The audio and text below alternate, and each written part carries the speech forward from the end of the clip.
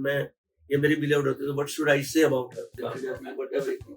जैसे कि आपकी सबसे चर्चित किताब है युद्धवीर कारीगरी और युद्धवीर एक नावल है तो मैंने हरियाणवी में लिखा, बाद में प्रोफेसर सुरेश सिंघल जी ने उसका इंग्लिश में अनुवाद किया, कारगिल के वारियर। तो इसलिए मेरी क्लास अलग है, तो मैं अपने आप को प्रोफेशनल सिंगर नहीं मानता। आज के समय में आप एक चर्चित चेहरा बन चुके हैं। आपने कई फिल्मों में भी काम किया है, आमिर खान की। जब again I say on this camera, Mumbai the best city to investment है, बट रेवेन्यू आना शुरू नहीं हुआ हरियाणवी सिनेमा। जब हरियाणवी सिनेमा के पास रेवेन्यू आना शुरू हो जाएगा तब हर एक डिपार्टमेंट जो फिल्म का है, डायरेक्शन है, फोटोग्राफी है, एक्टर है, वो सभी हरियाणवी वेब सीरीज में काम किया है। वेब सीरीज मैंने प्रोड्यूस भी की। स्टेज ऐप पे मेरी एक वेब सीरीज जो सबसे पहली हरियाणवी वेब सीरीज थी, द फर्स्ट वन कैंप बनवा, स्टूडेंट लाइफ पे थी। तो मैंने का नायक आज के समय पर संतोष की अग्निवीर को लेकर क्या प्रतिक्रिया कैन बी यूथ, बट हमारा जो स्टेट है ना, स्टेट है, हम है, पंजाब है, हिमाचल है, राजस्थान है,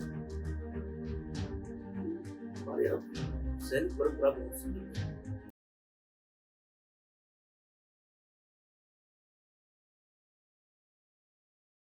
आज हमारे साथ हैं हरियाणा के मशहूर artist, actor, director, stand up comedian, poet, author और multi talented person mister Jagveer Lathi. नमस्कार सर। नमस्कार भाई। तो आज आप अपने करियर के बारे में बताइए, कैसे आपकी शुरुआत की? अगर आप इसको मेरा कैरियर कह रहे हैं, वैसे तो मैंने मुस्लिम जॉब की है, इसको डायरेक्ट कैरियर की बात नहीं, बट ये मेरा एक साइड बाय साइड प्रोफेशन रहा है आर्ट का, तो इसमें मैं ज़्यादा प्रोफेशनल नहीं रहा हूँ। मैं तो प्रोफेशन, तो मेरा शौक है, पैशन हो, उसके तहत मैंने काम किया। और हर किसी की शुरुआत स्कूल से होती है। I also started from my school, नाटकीय स्टेज पे जो 15 अगस्त से 26 जनवरी के गीत होते हैं वो गाने शुरू किए हमने, तो वैसे ऐसा मेरे को आइडेंटिफाई किया जाने लगा कि मैं अच्छा करता हूँ, तो चीज़ें बढ़ती हैं। तो आज आप इस मुकाम पे पहुँचे हैं, गांव से निकल गए, तो किस प्रकार से आप अपनी जिंदगी को देखते हैं कि आपने एक गांव का बच्चा निकल कर आया है? मुकाम तो मैं नहीं कहूँगा, अभी जर्नी तो जारी है। अभी जैसे मैं नौकरी से मैंने छुट्टी ली है, तो छुट्टी के लिए मतलब मेरी नौकरी जो उसका टेन्योर था वो समाप्त हो गया है, तो दूसरी जर्नी मैंने शुरू कर दी, फिल्मों में एक्टिंग की, राइटिंग की। एक कलाकार की जर्नी कभी खत्म ही नहीं होती, तो इसलिए मुकाम तो मैं इसको नहीं कहूँगा, बट हाँ अच्छा लगता है जब लोग आपको आपके काम के कारण जानते हैं, ये बिल्कुल फील। आज के समय में आप एक चर्चित चेहरा बन चुके हैं। आपने कई फिल्मों में भी काम किया है, आमिर खान की मूवी दंगल में आपका अहम योगदान है जी। तो उसके बारे में बताइए, आपका एक्सपीरियंस कैसा रहा? दंगल फिल्म का एक्सपीरियंस मेरे इसलिए अच्छा था कि पहले तो वो हमारी हरियाणा की फिल्म थी, हरियाणा की ही कैरेक्टर्स पे बेस्ड थी, तो इसलिए उससे अलग सा लगा होना एक स्वाभाविक बात है। और सेकेंडली आमिर खान जैसे एक बड़े एक्टर के लिए, क्योंकि एक्टर 3 प्रकार के होते हैं, one is actor, another is efficient actor, and third is very good actor. मतलब तो वो एक बहुत अच्छे एक्टर है, उनके साथ काम करने में सीखने को मिलता है। वेरी गुड एक्टर की श्रेणी में आते हैं। हाँ, वो मतलब सीन चाहे कितना भी लो इंटेंसिटी का हो, लेकिन वो अच्छा बना देते हैं। ये एक क्वालिटी होती है एक अच्छे एक्टर की। एक नॉन एक्टर होता है जो आप कुछ भी उसको कागज दे दो, लेकिन वो एक लिमिट है। नेक्स्ट स्टेप इज एक्टर, भाई जो डायरेक्टर कहेगा वो करेगा। And the top most category is good actor. Good actor क्या है कि कोई बेजान सीन में भी अपने हुनर से वो जान डालता है, तो Aamir Khan is a good actor, तो इसलिए मुझे सब काम करके अच्छा लगता है और सीखने को मिलता है। आपने हरियाणवी वेब सीरीज में भी काम किया है। हरियाणवी वेब सीरीज मैंने प्रोड्यूस भी की। स्टेज ऐप पे मेरी एक वेब सीरीज जो हमने सबसे पहली हरियाणवी वेब सीरीज थी, द फर्स्ट वन कैंप बनवास, स्टूडेंट लाइफ पे थी, वो मैंने प्रोड्यूस की थी। उसमें एक्ट भी किया था, एक टीचर का रोल किया था मैंने। और उसके बाद मैंने एमएक्स प्लेयर पर है मेरी विनोद, हरियाणवी बैकग्राउंड की है। अभी एक वेब सीरीज चौपाल ऐप पे भी आने वाली मेरी। चौपाल जी। और फिल्म भी मैंने आमिर खान साहब की जो नई फिल्म है सितारे जमीन, ये बहुत अच्छी स्क्रिप्ट है, इसमें भी एक रोल किया। तो आपने हरियाणवी इंडस्ट्री में भी काम किया, बॉलीवुड में भी, तो आपको क्या अंतर नजर आया? यहाँ भी प्रोफेशनल नहीं है हम लोग, मेकिंग में या प्रोडक्शन में या प्रोफेशनल रिलेशंस में अभी प्रोफेशनलिज्म नहीं है, क्योंकि पैसा नहीं है अभी हरियाणा इंडस्ट्री में। इन्वेस्टमेंट की जरूरत है। और नहीं, इन्वेस्टमेंट की जरूरत, इन्वेस्टमेंट है, बट रेवेन्यू आना शुरू नहीं हुआ हरियाणा सिनेमा। जब हरियाणा सिनेमा के पास रेवेन्यू आना शुरू हो जाएगा, तब हर एक डिपार्टमेंट जो फिल्म का है, डायरेक्शन है, फोटोग्राफी है, एक्टर है, वो सभी इसका लाभ उठाएंगे और फिर सिनेमा ग्रो करेगा। फिलहाल ऑडियंस की तरफ से दिक्कत है कि हरियाणा का आदमी जो है वो एंटरटेनमेंट खरीदता नहीं, ये एक प्रॉब्लम है। चाहे वो किसी OTT की सब्सक्रिप्शन की बात है या फिल्म की भी, आपको अगर टिकट लेनी है तो वो सोचता है कि जब ये टीवी पे आ जाएगी तभी देखूंगा, राइट। सेकेंडली हरियाणवी सिनेमा का जो मुकाबला है वो बॉलीवुड के बाद हॉलीवुड से भी हो गया है ना। आप सेम एक फोन पे आपकी चॉइस है, आप हरियाणवी सिनेमा देखते हैं, हॉलीवुड सिनेमा देखते हैं, तो इसलिए अभी चैलेंजेस बहुत है हमारे। तो जब तक हमारे इनकम सोर्स नहीं बढ़ेंगे तब तक क्वालिटी प्रोडक्ट नहीं है, ये चैलेंज। तो जब हम जगबीर राठी का नाम लेते हैं तो सबकी जुबान पर एक ही गीत आता है, बोल तेरे मीठे मीठे। हाँ, उस गाने की कुछ बैकग्राउंड? ये गीत मैंने 2010 में लिखा था, और मेरी पीड़ा यही रहती है कि जो रूटीन का काम हो रहा है, गीत लिखे जा रहे हैं और जिनकी वर्डिंग जैसी है कि हम फैमिली में बैठ के उसमें एंजॉय नहीं कर सकते, तो मेरा थोड़ा सा ये रहता है कि मैं ऐसे कुछ रचनाएं रचूं जो सारा परिवार मिल बैठ के हम कर दे। तो ये गीत भी ऐसे ही है, बोल तेरे मीठे मीठे बात तेरी साची लागे।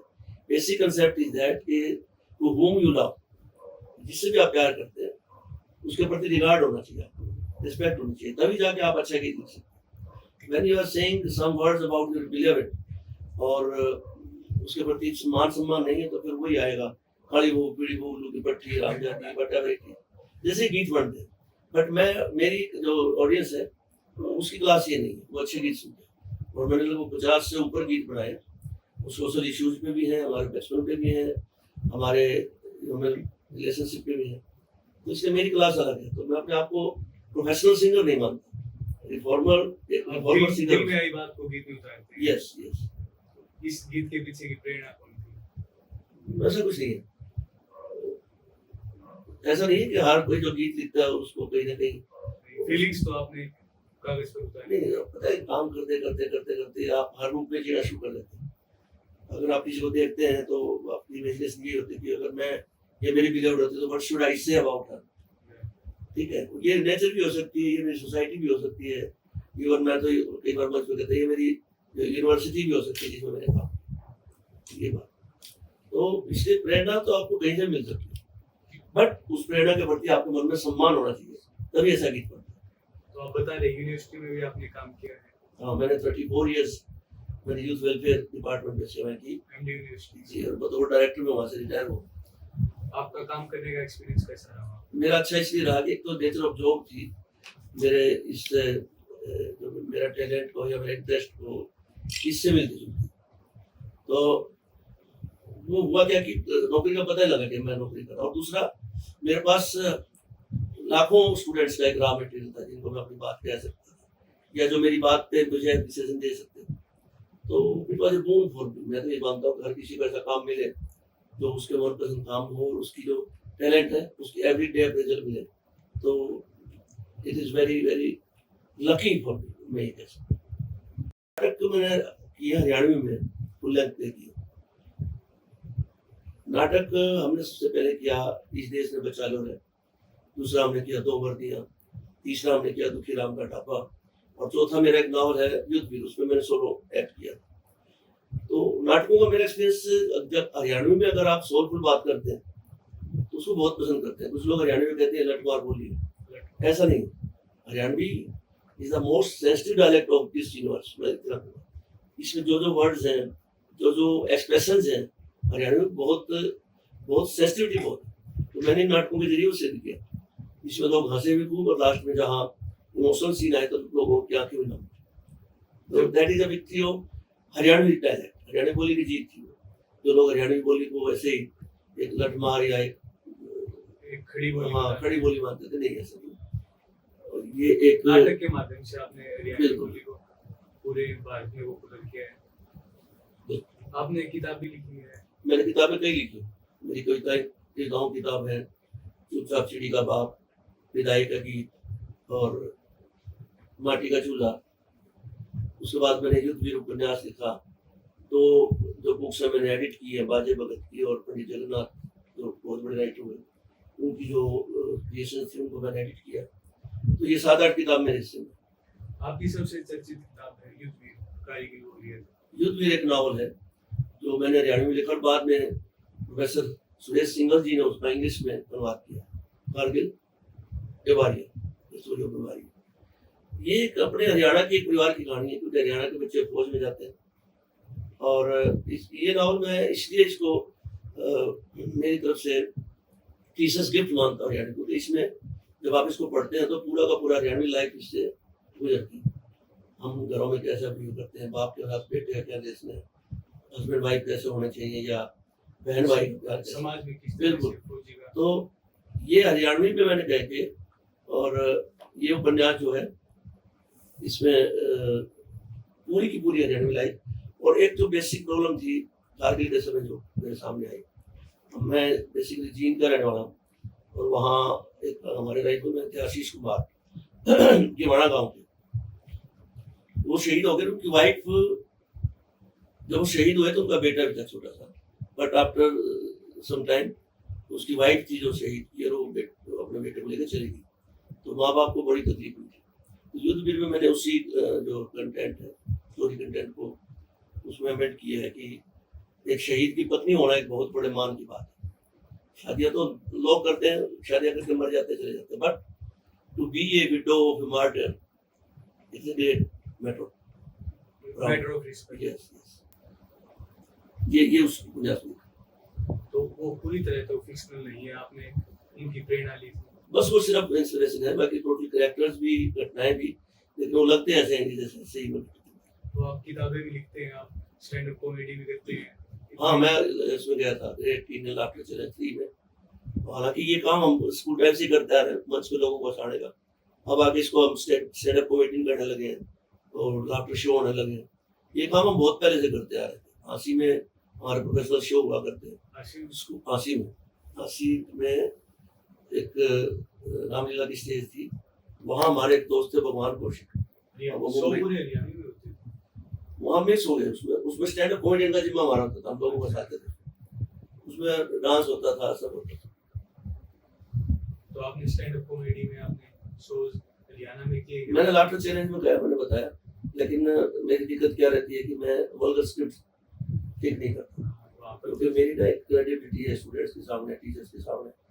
और मेरी एमडी में जो एमडी यूनिवर्सिटी में जॉब थी, उसने मेरे को इस चीज़ के लिए रोक रखा कि मैं कभी वल्गर मंच पे नहीं बोल सका, और मुझे बोलना नहीं चाहिए। मुझे लगता है कि किसी के मन को गुदगुदाने के लिए अश्लीलता का सहारा नहीं रहना चाहिए, मैं समझता। आगे आप लोग कभी किस प्रोजेक्ट पे काम कर रहे हैं? मैं तो अभी कुछ फिल्में कर रहा हूँ, कुछ वेब सीरीज में एक्ट कर रहा हूँ, कुछ मेरा अपना प्रोडक्शन हाउस है JR एंटरटेनमेंट के नाम से, उसमें एक मैं कॉमेडी की और एक बहुत ही सेंसिटिव सब्जेक्ट है तो जो हमारी लेवल क्लास में, ये 2 फिल्में मैं पाइपलाइन में अभी। बाकी बाहर से जो एक्टिंग के ऊपर आते मैं करता हूँ। अभी भी मैं जो बालिया के लिए एक वेब सीरीज कर रहा हूँ, आमिर खान साहब की फिल्म करके आया हूँ, कुछ एड फिल्म भी कर रहा हूँ आजकल। मैंने 3-4 एड फिल्में भी की। तो एक्टिंग का काम बाहर का मैं जॉब भी कर रहा हूँ, खुद अपना प्रोड्यूस कर रहा हूँ। आप मतलब इतने बिजी रहते हैं, तो आपके घर वालों की क्या प्रतिक्रिया रहती है कि आप उनको समय दे पाते हैं? नहीं, वो ठीक है, इतना कोई बिजी नहीं होता कि घर में समय ना दे पाए। इवन हमारे जो बड़े फिल्म स्टार हैं उनकी भी फैमिली लाइफ है, और वो होती है। और जब आपका काम है तो करना ही। अगर ये बात किसी भी शॉपकीपर पे आप लागू करोगे, सुबह 9 बजे जाता और रात को 9 बजे घुसता, तो बिजी तो वो भी है। तो एक्टर पे ये बात लागू नहीं होती, फैमिली लाइफ सबकी होती है और टाइम भी देते हैं। जब आप फॉरेन में शूट करने गए थे तो वहाँ का एक्सपीरियंस कैसा रहा? मैं एक्चुअली यूएसए में गया था 2010 में। मैं हरियाणवी कवि सम्मेलन में, हरियाणवी कवि ग्रुप गया वहाँ, और मैंने अमेरिका के लगभग हर शहर में, इवन 5 स्टेट्स में जाके मैंने प्रोग्राम किए, हरियाणवी प्रोग्राम। बिल्कुल। मैं एक्चुअली क्या था कि कुमार विश्वास और सुरजीत सिंह करूँ, 2 हमारे साथी थे, वो हिंदी के पोइट थे, और मैं हरियाणवी का था। लोगों ने कहा कि हरियाणवी कोई नहीं समझेगा, आप इसको थोड़ा इम्प्रोवाइज करके बोलो, तो मैंने मना किया, मैंने कहा ठेठ हरियाणवी बोलूँगा। बोलिए आप। तो यही मेरा चैलेंज था, यही चैलेंज था मेरा कि आप ठेठ हरियाणवी के साथ गए और समझ भी आई। जब हम यहाँ बैठे उनकी लैंग्वेज समझ लेते हैं, उनकी पेट्स की आती है जो ब्रिटिश है तो उनको प्रॉब्लम नहीं होनी चाहिए। दर्शकों की क्या प्रतिक्रिया है? आप बहुत अच्छा एंजॉय किया उन्होंने, जैसे यहाँ के दर्शक एंजॉय करते हैं, तो जो नॉन हरियाणवी दर्शक थे उन्होंने भी, क्योंकि जो बात दिल से निकलेगी वो किसी भी भाषा में है ना, वो सच्ची बात है, उसको फील किया जाता है।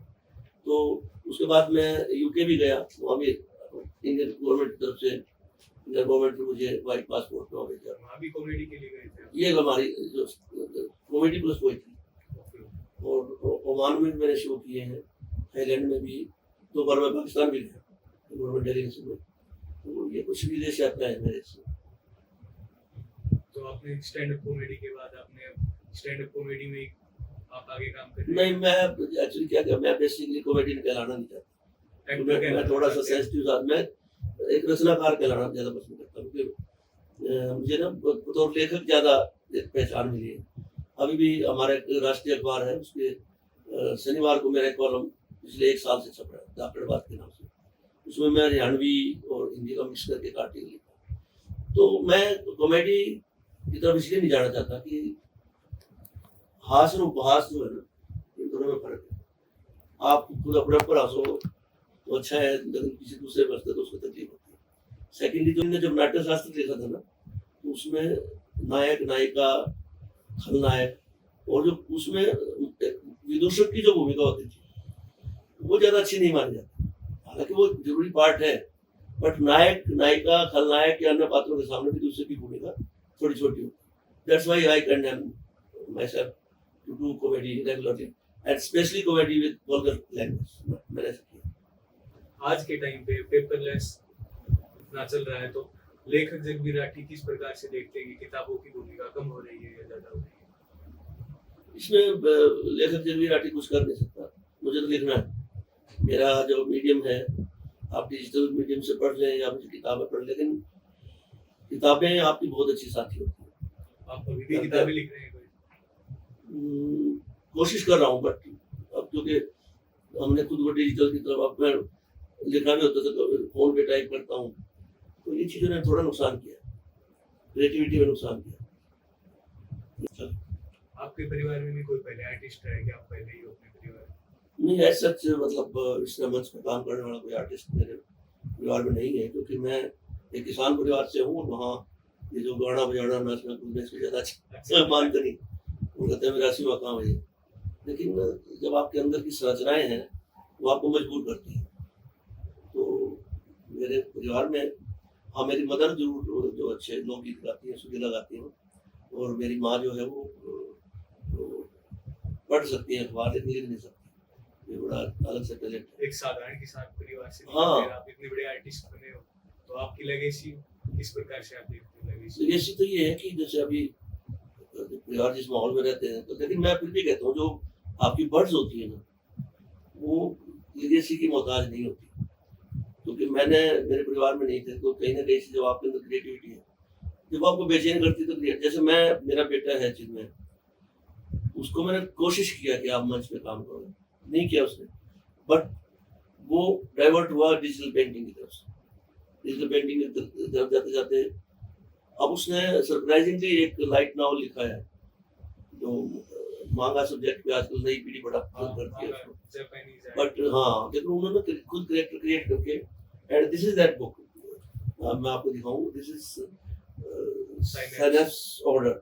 ये किताब चिन्मय ने लिखी है, और सच बताऊं तो अगर आप लेगेसी की जो बात कर रहे हैं, तो इस प्रकार का तो मैंने कभी सोचा भी नहीं। मोर ओवर जो इसमें इलस्ट्रेशन जो उसने खुद बनाई है, मैंने कभी इसमें काम नहीं किया। तो ये जो बर्ड्स होती है ना, ये रुकती नहीं है, बशर्ते आप उसको पहचान लो और अपने प्रति ईमानदारी से काम। आपने पढ़ी ये किताब? मैं कोशिश कर रहा हूँ पढ़ने की, क्योंकि अब हमारी जनरेशन के ना इसमें कैरेक्टर हैं, और माइट भी वो लैंग्वेज भी शायद मैं टोटली सीखना करता हूँ, लेकिन बहुत से नए बच्चों ने किताब पढ़ी, बहुत पसंद आ रही है। तो आपको क्या लगता है कि आज के टाइम पे जो राइटर्स हैं वो इतने उभर के नहीं आते? कुछ चीज़ें बड़ी खराब सी हैं, लोग हालांकि इसका AI की प्रेज करते हैं, लेकिन मुझे लगता है कि जो ओरिजिनल क्रिएटिविटी है ना, वो उससे खराब होगी थोड़ी सी। क्योंकि आप हर समय ना कंप्यूटर का सहारा लेके कुछ चीजें रख नहीं सकते। जैसे लिखा जाता है दर्द से, पीड़ा से, जब आपकी फीलिंग्स होंगी, जब वो आपके साथ इंटरेक्ट करती है, तभी तो आप पोइट्री लिखते हैं, तभी तो आप नॉवल लिखते हैं। जो इमेजिनेशन घूमती है, ओरिजिनल अगर मौलिक काम आपको चाहिए तो आपको थोड़ा सा एआई इंटेलिजेंस से दूर रहना पड़ेगा। आप राइटिंग करने के लिए, नॉवेल्स लिखने के लिए, नए थॉट्स लेने के लिए काम कर जाते हो? कहीं जाता हूँ, and same like with my son. वो भी ऐसा नहीं कि एकांत में बैठ के, पहले कहते लोग बड़े राइटर होते थे, वो कहीं बाग में जाके और अनाज के दाने लेके कबूतरों को खिलाया करते, कबूतर आते या मोर आते, तब जाके लिखा जाता है। ऐसा कुछ नहीं। मैं अपने घर में, चाहे वापस में घर में बहस भी हो रही है, मैं लिखता हूँ, मैं लिख सकता हूँ। Same is with my son. उसको एकांत देते तो लिख नहीं पाता, हमारे बीच बैठ के लिखता रहता है नॉर्मल लाइफ में। बस। तो ये पता नहीं, हो सकता है कुछ एकांत में ज्यादा अच्छा लिखा जाता हो। मैंने आज तक ऐसा किया, आप बाग में चले गए या सुपर हिट गाने लिखे आपने यही पे घर पे रह के? मैं सुपर वहां घर पे बैठ लिख देता हूँ। उसके लिए जैसा आपने पूछा, प्रेरणा की जरूरत नहीं है, वो कल्पनाओं में घूमती रहती है। तो मुझे लगता है कि जो कोई भी क्रिएटिविटी है ना, that is your brain child, और उसके लिए ना, उसकी डिलीवरी आप घर में भी कर सकते हैं। उसके लिए किसी हॉस्पिटल में या किसी एकांत में जाने की, ये थॉट प्रोसेस है। हमने वेबसाइट पे देखा था कि जब विराटी को 300 अवार्ड्स मिले हैं। वो स्कूल कॉलेज के जहाँ मैंने पार्टिसिपेट किया, हर जगह फर्स्ट ही आया, चाहे वो सॉन्ग्स थे, डांस थे, नाटक स्कूल टाइम में आप पढ़ाई और फिर उसके बाद जब थोड़ा अचीव करने लगा तो बहुत सी संस्थाओं ने मुझे ऑनर किया, बाहर के देशों ने भी अवार्ड दिए हैं, यहाँ भी जो हरियाणा साहित्य अकादमी, उसको मुझे 2-3 अवार्ड मिले। वो एक प्रोसेस है। इसको जब आप एक काम करोगे तो उसको रिकॉग्नाइज करेगा, कोई रिकॉग्निशन मिलेगी, तो अवार्ड भी मिलेगा। 300 अवार्ड्स मिले हैं आपको, जी। तो आप एक प्रसिद्ध कलाकार के रूप में स्थापित हो चुके हैं। इस बात पे मैं अभी थोड़ा सहमत इसलिए नहीं हूँ कि स्थापित कोई नहीं होता। आप हमारे बॉलीवुड काम कर रहे हैं, बॉलीवुड के महानायक हैं जो अमिताभ बच्चन, वो भी काम के लिए स्ट्रगल करते हैं, सुबह से शाम तक काम करते हैं। स्थापित होना एक अलग चीज है, हाँ, आपके काम की पहचान बनना एक अलग चीज है। तो स्थापित कुछ नहीं है, कला के जो आयाम बदलते रहते हैं। हमारी पीढ़ी अब कुछ और लिख रही है, मेरा बेटा कुछ और नाम लिख रहा है, कल को फिल्म मेकिंग करेगा तो हो सकता है मुझे कहते पापा इस कैरेक्टर में फिट ही नहीं। तो ये स्थापित होना एक अलग चीज। हाँ, एक अच्छा आर्टिस्ट जो होगा, जैसे मैं बच्चन साहब की बात करूँ, जहाँ भी उन्होंने काम किया, उन्होंने अलग से करके देखा। दिलीप कुमार साहब, ये गुड एक्टर्स की श्रेणी में, जैसे मैं शुरू बात।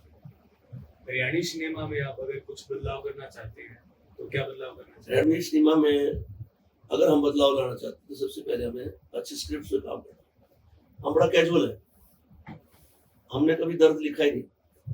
हम लोगों ने शुरुआत फूड कॉमेडी से की।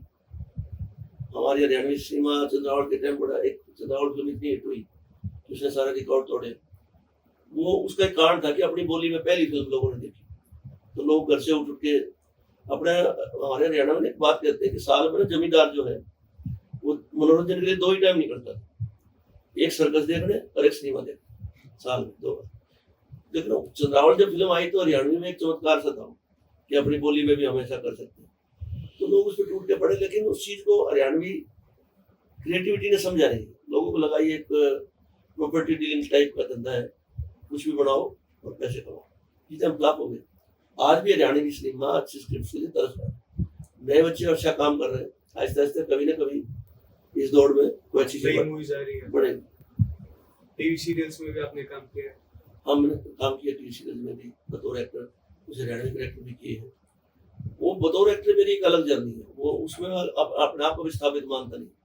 मेरे को अगर थोड़ा बहुत पहचान मिली तो मेरे हरियाणवी काम की वजह से। मेरे हरियाणवी गीत है, पोइट्री है, हरियाणवी नाटक है, या मेरा हरियाणवी में जीने का स्टाइल है, ये कैसे। अगर फिलहाल आपको एक ऑप्शन दिया जाए कि आप एक ही कैरियर परस्यू कर सकते हैं, तो आप बुक्स राइटिंग करेंगे या फिर एक्टिंग करेंगे? ये बड़ा क्रिटिकल सा मामला है, क्योंकि book writing is a legendary thing, ठीक है।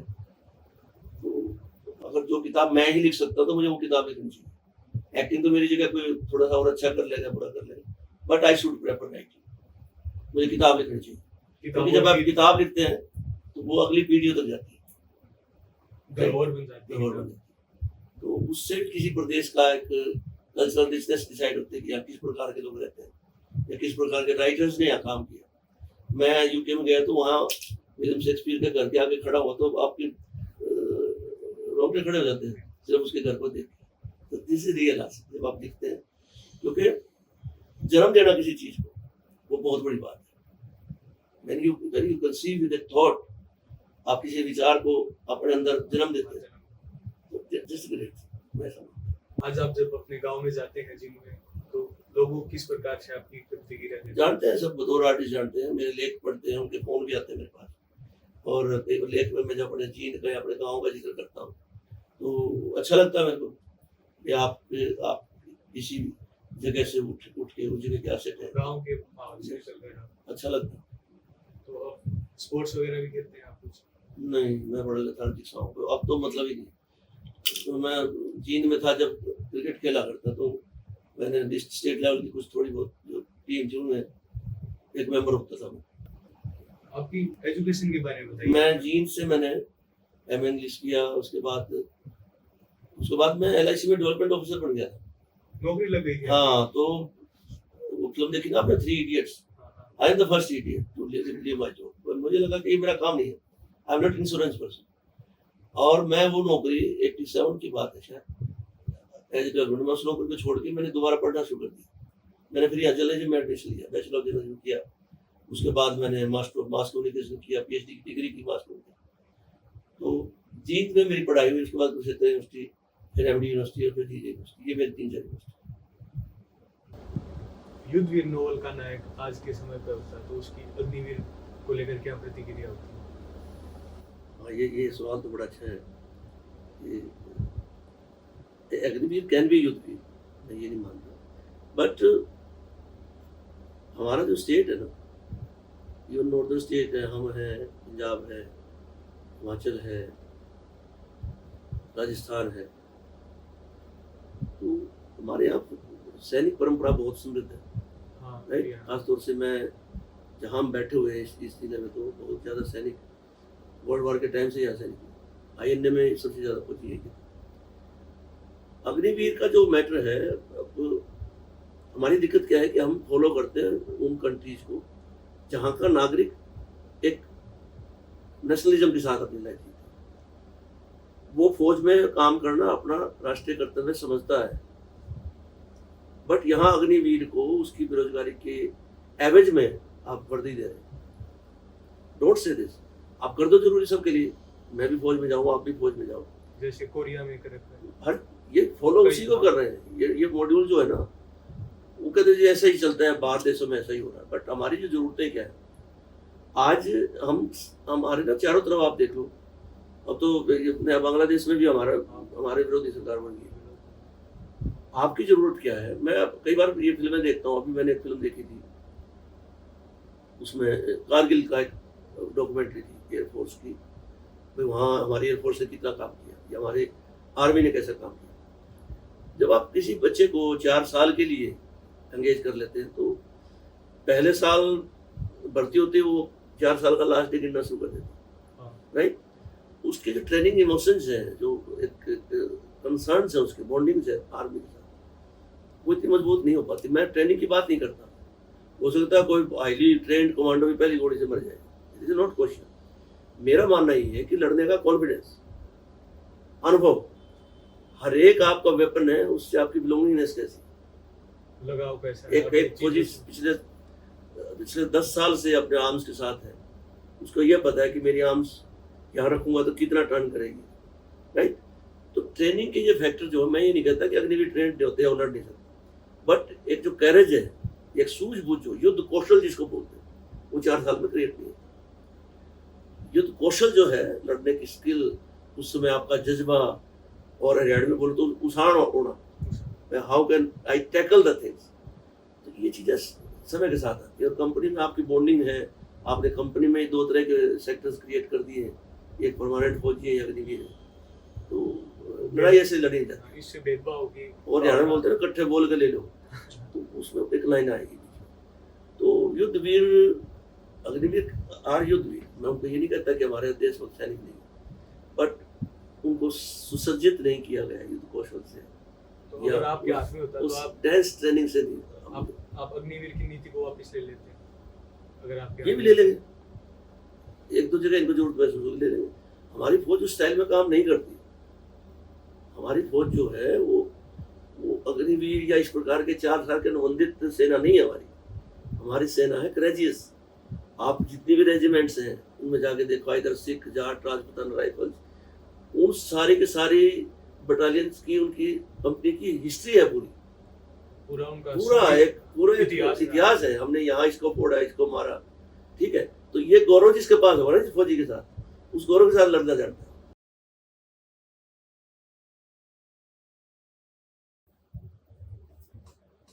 उस शहर की अगर मैं बात करूं तो बहुत कमाल का शहर है। वो आपको जीना सिखाता है, आपको अलग अलग लेवल्स पे एवरी डे आपका इम्तिहान लेता है। मैं वहाँ जब काम करता था तो कई बार आपकी आर्थिक स्थिति ठीक नहीं होती। उस शहर की अच्छी बात यह है कि आप जिस भी आदमी जीना चाहो जी सकते हो, क्योंकि वहाँ आपका सो कॉल्ड सोसाइटी जो आपको क्रिटिसाइज करती है वो नहीं है। आप किसी भी हाल में रह सकते हो। तो आई रिमेम्बर कि मैं एक दिन, पहले दिन एयरपोर्ट के बाहर ना कुछ बिहार के लोग खाना खिलाते हैं सड़क पर। वो अनऑथराइज होता है। वो आपके आगे थाली रख देंगे, बोरी बिछा देंगे, थाली रख देंगे, और आपको उस समय 15 या 20 रुपए में थाली मिलती थी। उसमें 4 रोटी सब्जी मिलती थी।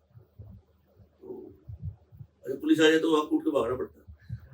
ये सच्चाई।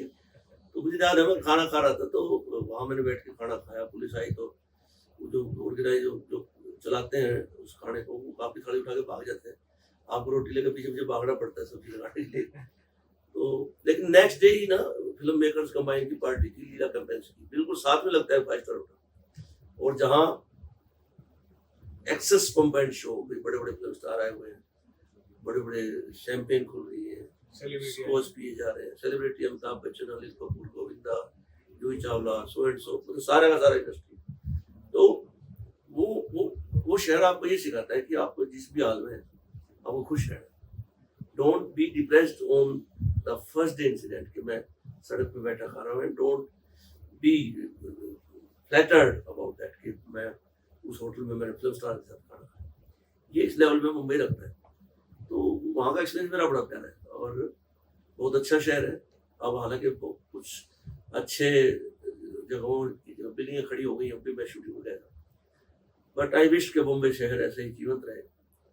और जो उसका रूप, कई बार आप डर जाते हैं मुंबई ऐसा नहीं है। जब again I say on this camera, Mumbai is the best city to live.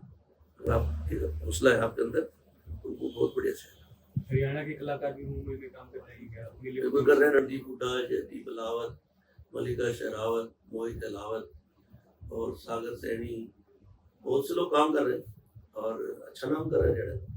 हमें हरियाणवी आर्टिस्ट से कुछ एक्सपेक्ट करना चाहिए क्या हरियाणा के लिए? नहीं, हमें कुछ एक्सपेक्ट नहीं करना चाहिए कि वो हरियाणा के लिए कुछ करे, क्योंकि जब वो संघर्ष कर रहे थे तो हरियाणा ने क्या किया उनके लिए? हम कभी गए थोड़ी उनके पास, वे तो भूखा है, तिसाया है, वो क्या हाल है। फिर हमारा उनसे मांगने का हक तभी बनता है जब हमने मॉरल सपोर्ट ठीक है, फ्रेंड्स की रहती है, बट किसी भी आदमी को मुंबई में खासतौर से एक्टर को स्ट्रगल के लिए अकेला ही रोना पड़ता है, खुद ही आंसू पोषण। तो मैं अगर ये कहूँ कि उन लोगों को ये करना चाहिए, वो करना चाहिए, तो ये बेहूदी बात है। मैं इस पर विश्वास नहीं रखता। दे आर सक्सेसफुल स्टार्स, और उनको अपनी जो स्टार डम है या अपने स्टार स्टेटस है उसको मेंटेन करने के लिए उनको मेहनत करनी चाहिए। जैसे आप हरियाणा से वहाँ पहुँच के नाम करके, तो उन लोग भी जाके नाम कर दें।